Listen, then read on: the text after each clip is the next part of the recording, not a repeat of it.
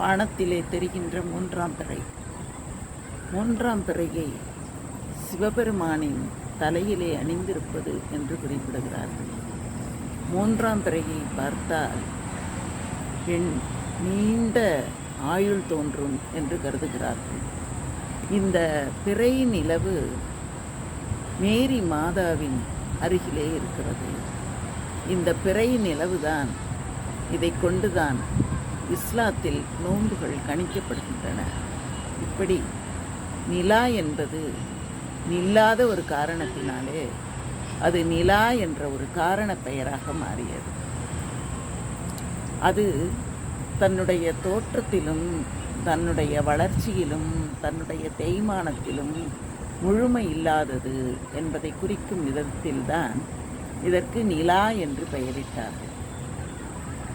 இந்த அமாவாசை என்பதையும் பௌர்ணமி என்பதையும் மையமாக வைத்துதான் மாதங்கள் கணிக்கப்பட்டன அந்த காலம் முதல் தொடங்கி. இந்த நிலவு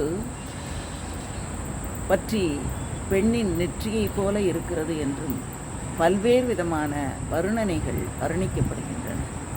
இதை பார்ப்பதே பேரழகு. அதனால்தான் இதை படம் பிடித்து உங்கள் முன் காட்டுகிறேன்.